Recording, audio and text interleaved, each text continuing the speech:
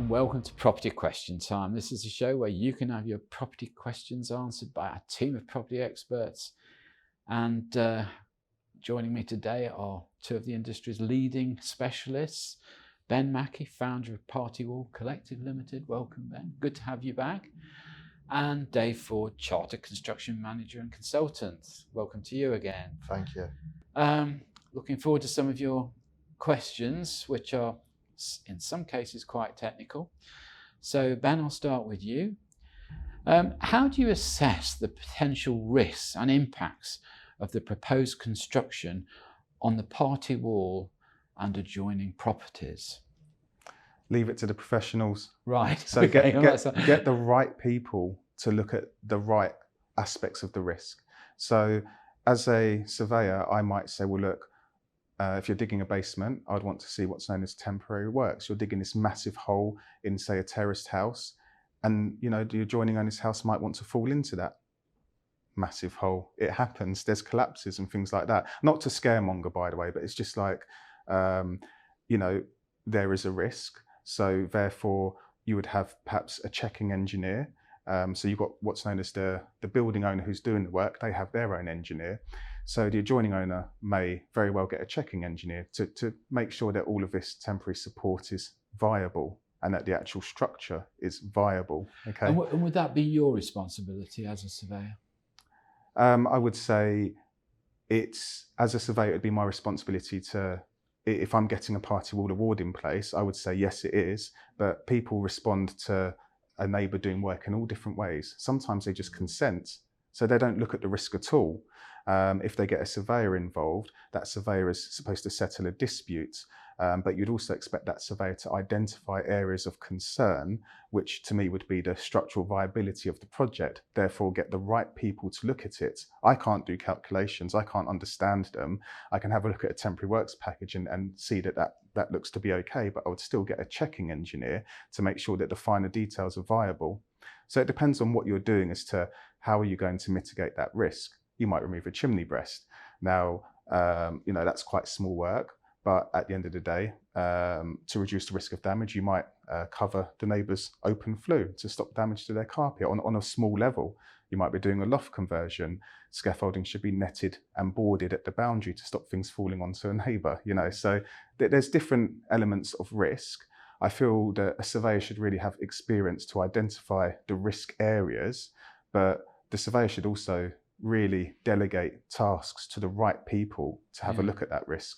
I do see a lot of developers and talk to a lot of developers and people at all ends of the spectrum, small to huge. And one of the things that is the most common thing that's overlooked is time. And it's just your sort of specialism that suddenly adds a big lump of time to a project, and that'll be a subject close to Dave's heart, by not getting the right professionals in at the right time. Can I just jump back in there for 1 second? What he just said there was brilliant, right? All those risks, when you're taking on a project, that's the role of the principal designer to look at all things like that. Fantastic bit of information there. Well done. And who would you look to provide that information, Dave? So the principal designer under the CDM regulations 2015, which is the regulations that cover health and safety on construction sites, it's their job to look at all the different risks in the pre-construction phase, pull them all together and find a safe system of work. Exactly what Ben is talking about there, excavations, netting on scaffolding, etc. But who would bring in that party? That's down to the client. Right. And is that one of the questions you'd ask when you're signing up with a client? Have you done this? Have you appointed a designer? It's a legal requirement on the client. If you fail to appoint someone, and if you fail to appoint the correct person, the legal responsibility falls on you. If someone gets hurt or there's an incident, it's punishable by up to 2 years in prison. Right. So, Ben, you've been called in, let's say, on a project about a party wall, who's concerned about it. Again, would you be asking, have you appointed an overall designer? No, not necessarily, because the Party Wall Act itself, and any sort of award that follows, just says if you're going to do the build, how are you going to do it? And it can really involve anything from just a removal of a partition wall to, removal of a chimney breast to, anything commercial or more, I would say, complex, such as a basement in Knightsbridge or something. But would you make that decision to tell the client, say, look, you need a project designer here? No, but you'd want to see evidence that, you'd want to see evidence that they've gone through the correct process. I.e., look, have I got some drawings here that show what is going to happen? Do these drawings look like they've been done competently? Has a structural engineer added his insight into all of this? And if needs be, do I need to get it checked off? So it's about making a judgment call, but sometimes you simply don't need to because the neighbours consented, and you're just like, okay. Whatever you've consented to, no matter how shoddy the package or whatever the risk, you're entitled to consent to high risk work going on next door, and that's up to you. I can just refer back to a point that Dave made in an earlier programme. You really do need professional guidance from day one, don't you? Not 6 months down the line, but on day one. Yeah, it's not an optional extra. These are essential costs that you must factor into any project. Okay, Dave, your question. When employing a project manager for a development of apartments, how should I budget for this? Do project managers base their fees on the GDV of a project in a similar way to architects?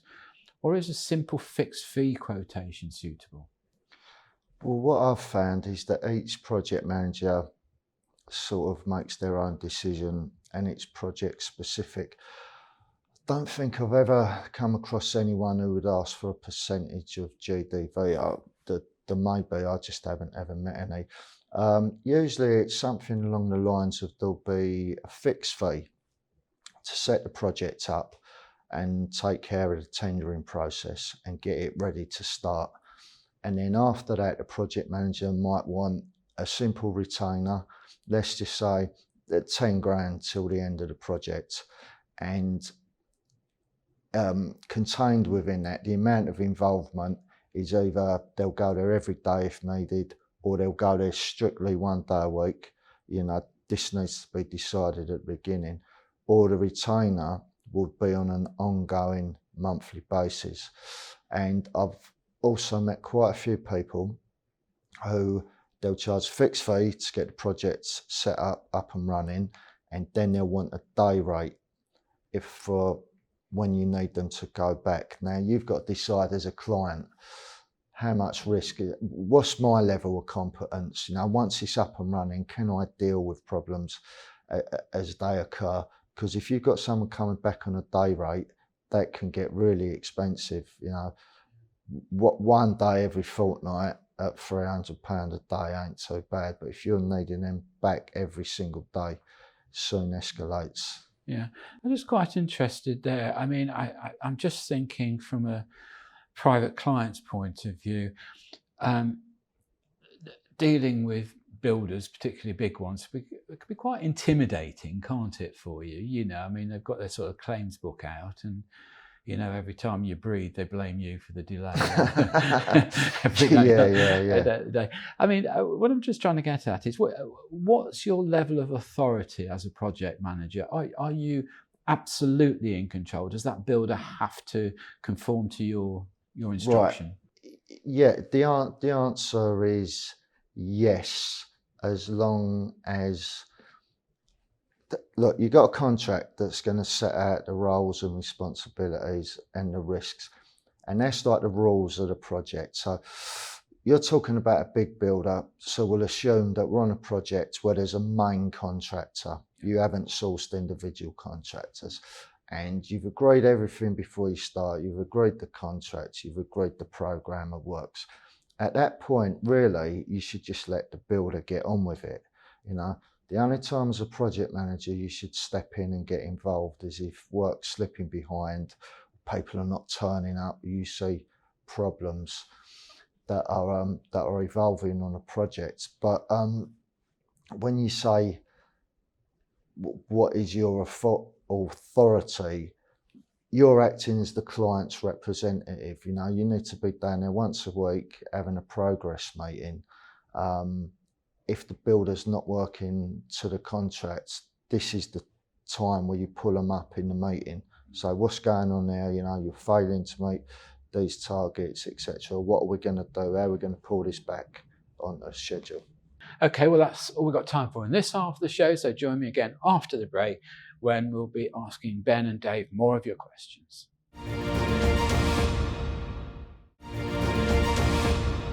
Hello and welcome back to part 2 of Property Question Time with Ben Mackie and Dave Forde. Welcome back, guys. Ben, given that when scheduling a project, time is critical, what sort of time should one allow to reach a party wall agreement if the other party dissents to any of the notices you give? I guess what's being asked there is, I suppose, what's the procedure for settling an argument? So the first thing is, how is that argument going to be settled? And what I mean by that is there's something known as an agreed surveyor route, which is where one person simply just navigates the process for you. So that can make it a lot quicker because most surveyors don't really argue with themselves too hard. So they get the paperwork in nice and quickly. So you'd want a surveyor on either side? No, so the parties can say, look, I respond to the notice, I dissent to the notice, I require a party wall award, but let's just use one surveyor. For me, that's a very much underused route. Isn't that a matter of trust then? So the neighbour perhaps could pick the surveyor, right? So let's say that I've served notice for a client and then the neighbour responds, says, look, I'm appointing this surveyor. Most surveyors, and I'm different from most surveyors in that respect, is they would just simply say, oh, okay, well, they've appointed their own surveyor. I will now be the surveyor for you. Whereas what I say is, look, I know that surveyor because I just do, been doing this for 10 years. I know most London surveyors. And the reality is that I might say, you'll be all right if you go with him. He will be the agreed surveyor. It saves you having to pay my fee. But more importantly, from the time perspective, you've just got one surveyor getting an award in place, which makes it easier. It's less adversarial because, the other route is the 2 party appointed surveyor route. And that's where essentially it doubles the fees at least and takes a lot longer to go through the process. So I would encourage people to go through the agreed surveyor route where possible, at least to explore the option, because you're right, it does come down to trust. If something doesn't feel right, get your own surveyor. But in terms of how long it takes, there's 2 answers. Agreed surveyor route should be much, much quicker. You're looking at a couple of weeks, for example. Right. That's a typical turnaround for me. Even days, I could do it on the same day of being instructed if needs be, if it's an emergency. However, where it's a party appointed surveyor route and they've got their own surveyor, it depends on who is that surveyor. Some surveyors don't know much about the party wall act, therefore I can just steamroll my way through the process nice and quickly and because you're done. You're a specialist. Yeah, correct. Yeah. But other surveyors sometimes, they charge by the hour, so then they want to prolong the dispute. And also party wall surveyors, to be fair, are very busy. So it's one of those things where, you'll send an email, but they're out all week and you don't get a response for a week and time passes and you're looking at months as opposed to weeks or days. Ben, you sort of made reference there to sort of compensatory award for some sort of party wall disturbance. Okay. That's a bit of a puzzle for me because if you've got a party wall and whatever's going on next door is going to damage your party wall, presumably you're looking for just rectification of that or enough steps being taken to stop that damage taking place. So I can't see a scenario where an actual compensatory award becomes actually relevant because there shouldn't be anything to compensate, should there? So the award, sometimes you can envisage that there's going to be damage. An example of that might be access into a neighbour's garden and they've got lovely plants next to it and they're either going to get moved or you've got nowhere to move them, they're going to get destroyed. Let's give you £250 compensation. The point is the award's going to cost a few £1,000s, so it's not worth dealing with just that issue, is it? But a party wall award, it looks at more, forget the compensation side of things, it looks at more how you're going to do something. Right. So what that means is you're building an extension. How are you going to do it? You're building it at the boundary. Therefore, you need access onto the neighbour's land. That's extremely intrusive, but you've got the legal right of that access, believe it or not. Parking in their driveway or something, yeah. Yes, there'll be things that like the award will just set out for both parties the obligations of both sides. So even as a neighbour, it sounds shocking, right? But you can be served a notice. Your neighbour's going to do some building work. You have to let them onto your land. You have to let them cut projections from your wall or put flashing into your extension. That can cause a bit of a shock, but the award will set it out and say, look, legally, they're entitled to do this. However, if they do access your land, they legally need to keep to the provisions set out in a party wall award. For example, you're going to put hoarding up to segregate the working area, to keep the family dog away or something like that. Yes, There's reasons for it, or for security. Some people don't want any hoarding in their garden. Or peace and quiet, hours at your work, that sort of thing. So that's what the award does. It looks at how you're going to build something. The compensation is I would say, a smaller thing, and actually doesn't make its way into most awards, because it's hard to say that a builder is going to cause X amount of damage. That would be dealt with by a further award if there is a further dispute. Yeah. Okay, got it. Are you on with that, Dave? Clear as day. Right. So we'll accede to the specialist here then, shall we? Okay. Dave, moving on to your question.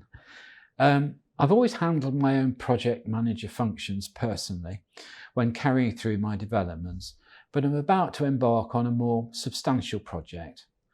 I'm concerned about losing control if I appoint a professional project manager, and wonder how a sensible balance of control is achieved. Well, when you say that, I have actually dealt with clients like that before, and I would say to them, if you're paying me to be a project manager, then stay away. When you say you want to retain control, then are you just looking for a site manager rather than a project manager? Because a project manager has to take a holistic view of a project, and they will be involved with things such as finance. If you're going to say, I'll be the developer, I'll be the client, I've got this big project, I don't want to be there all the time myself, I want to have someone down there managing it. Well, again, if you're not going to give them control, and they've got to, for certain subjects, refer back to you for the go-ahead, etc., you're actually impeding their ability to do the job. So do you just want someone down there walking around, looking at quality, making sure everything's all right, and then you have the interface meetings with the builder? Because if it's a substantial project, you're going to have a main contractor, and the main contractor will have his own site manager, and he'll also have his own project manager. Now, if the project's big enough, the main contractor's project manager will be based on that site. If not, he'll be covering several sites, and he'll be down there once a week or twice a week. But he's not going to be responsible to you as a client, is he? He's not going to be looking after your interests. He's going to be looking after the interests of the builder. No, he will be looking after the interest of making sure that project gets delivered as agreed in the contract, which of course is in the builder's interest. Like I say, you've got to understand what is a project. What is a project manager? It's different to a site manager.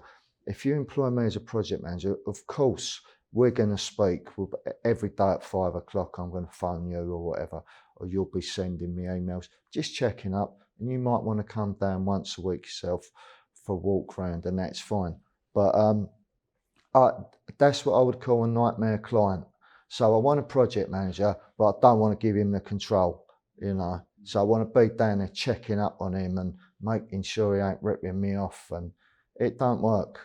No. Well, you're sort of debasing his authority, really, aren't you? Of course you are. And again, you're paying. And your builder will see that. But that's the other thing, but again, you're paying for someone that you're not getting the value out of, because you're not giving them the authority to do what you want them to do. Anything to add to that, Ben? I just completely agree with that. There's, you need to compartmentalize a little bit. You're paying professionals to, for their expertise. So use their expertise and trust them. I mean, I have that in party wall surveying as well. Just leave it to the right people to handle the right aspects of a job. Okay. Well, just for the last minute of the show, I'd like to ask you both a question. And if you keep it to sort of 20, 30 seconds each. Since Brexit and since the difficulties that COVID caused as well, we've seen a lot of publicity about not enough construction going on, shortage of labour, huge increase in price of materials and that sort of thing. Are our disciplines in terms of building getting better, or are they declining? Ben, you first. I can only answer from a personal level in terms of like my own company's growing, things are great, it feels very busy at the moment. And so for me, it can sometimes be hard to see what's happening nationally compared with my small business and what I'm dealing with before me. So from my side of things, things are improving, but I just don't know whether that's reflective of the construction industry. Okay. Dave, are you seeing corners being cut? There's an awful lot of extremely good, professional, experienced people out there. And there's also a plethora of absolute trash. And there always has been, and it's not going to change. No. So not much change for you then? No, you know, the good ones will do all right, and the ones who aren't that good one, and it's never been any different. The trouble is with the ones that fail, it's at whose expense they fail, isn't it? That's really the difficulty. There you go. All right, gentlemen, thank you both very much indeed. Ben Mackie, founder of the Party Wall Collective, thank you for coming in. Dave Forde, Chartered Construction Manager and Consultant, thank you again for coming in. I'm Stephen Galpin. Join me again next time on Property Question Time.